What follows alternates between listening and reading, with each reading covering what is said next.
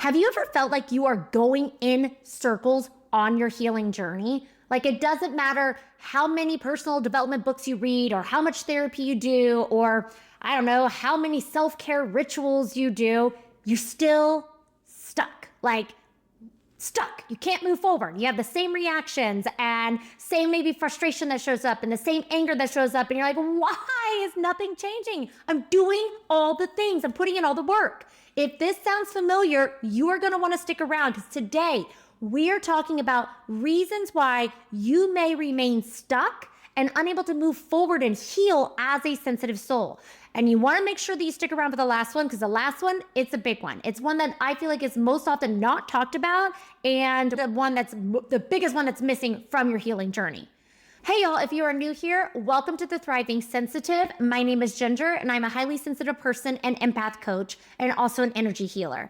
And here on this channel, we talk about ways to thrive as a sensitive soul in this very freaking chaotic world and to live more empowered. So let's get into today's topic, why you may remain stuck as a sensitive in your healing journey. So feeling stuck on your healing journey is one of, I feel like, the most frustrating experience. I have been there. So you put in all the work, like I said, you're doing the therapy, you're doing the journaling, the meditation, all the things, but it feels like you're spinning your wheels because you keep having the same reactions or the same things keep happening over and over again. And you might be wondering like, what am I missing? What am I doing wrong? Why am I back in the same exact spot or the same place and I can't move forward? Why do I keep having these same reactions? Why isn't anything working? So for highly sensitive people and empaths, this can hit really deep and it hits harder because we experience emotions on a deeper level, right? The energy, the frequency, the world around us, we experience everything in such a different and profound way. So we carry not only like our burdens, but often the energy of others and many times the burden of the world, and we shoulder it. So it's also the reason why I always say, stop watching the news. You've got to start eliminating that. And that adds just extra pressure. So it's this invisible weight that's hard to shake often. And no matter how many affirmations or bubble baths or rituals, it's like you're not fully releasing it. So why does this happen? There are a few reasons why we stay stuck. Let's get into reason number one. Okay, so first let's talk about healing expectations. We live in a culture that loves quick fixes, right? Everything is fast, fast, fast, fast. We live in a world that glorifies instant gratification. Everything is there within an hour, 30 minutes, next day shipping.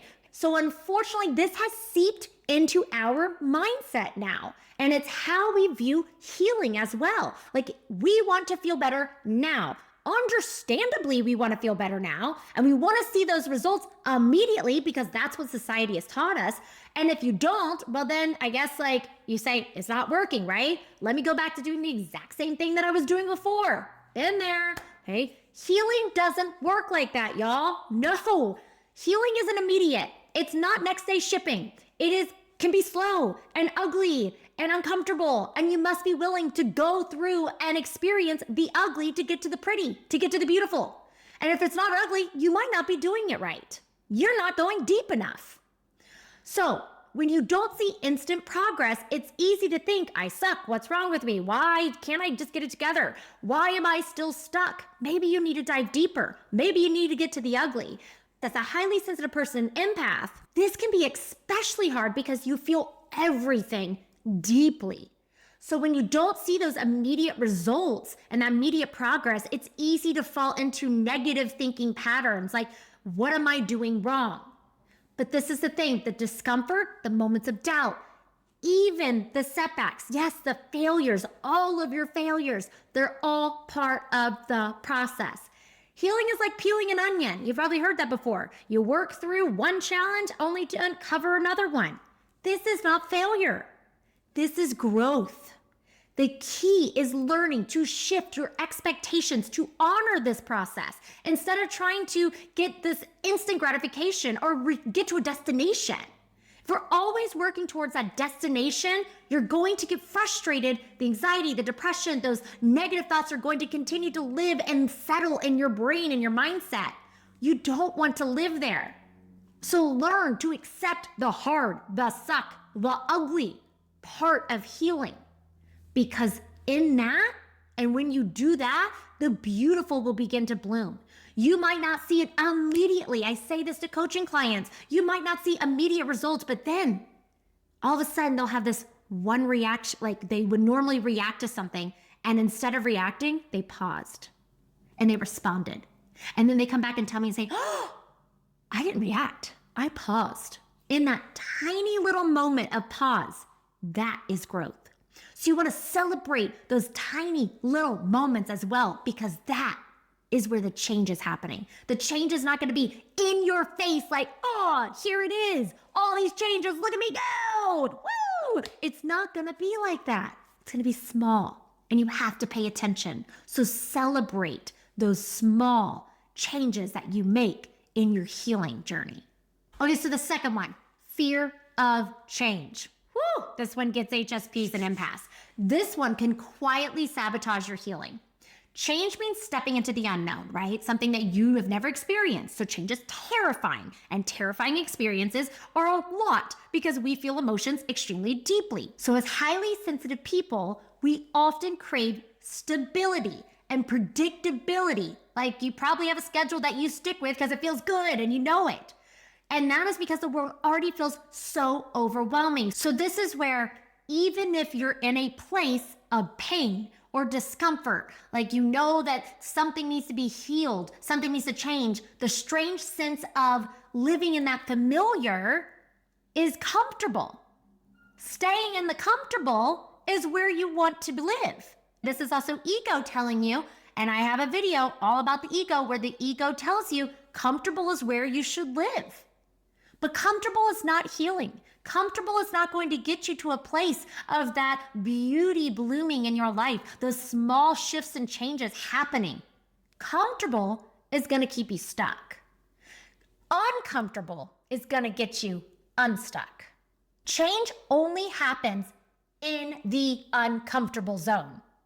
If you are comfortable, you aren't going deep enough. You are just hitting that conscious level healing.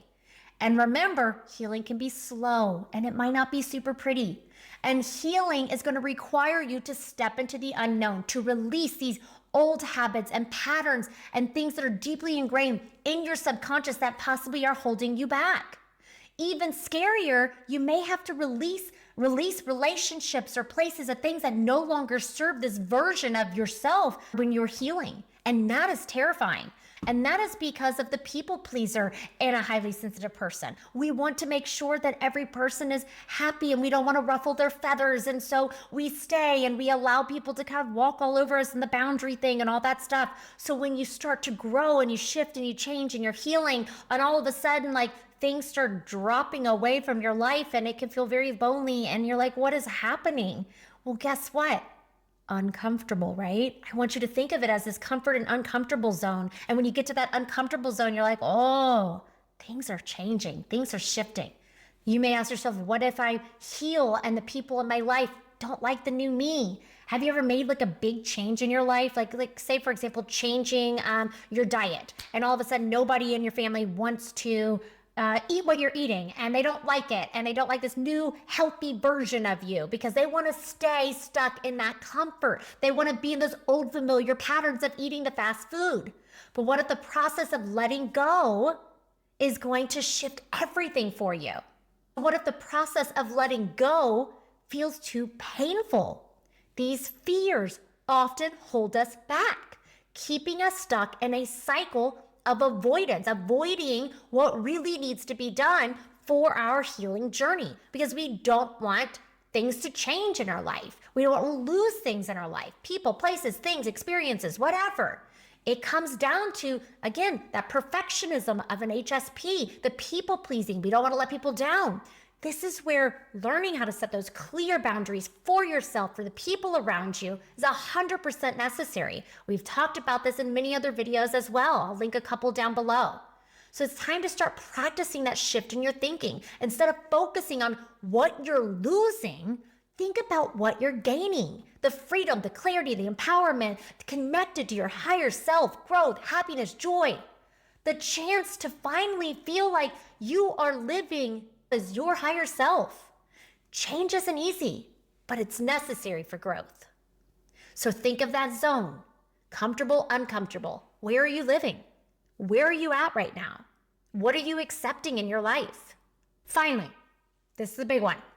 Most healing approaches focus only on the mind. So many healing approaches do not take energy work into account. This is the part that I wish someone had grabbed me by my shoulders years ago and said, Ginger, your mind isn't the only thing that needs healing. I spent so many years healing my mind, reading all the books, staying in the same cycle, therapy, coaching. It's great. I'm a coach. It gives you tools to process your thoughts and emotions. I mean, seriously, I'm a coach, y'all. I believe in mindset work, but it should be a combination of doing the mindset work plus the healing. The healing works on the energetic body. The healing is going to remove stuck energy. The healing is going to work with the frequencies that as a sensitive soul, you are already in tune with, and you're carrying it within your body. Healing isn't just a mental journey. It is a physical and energetic one too. Energetic.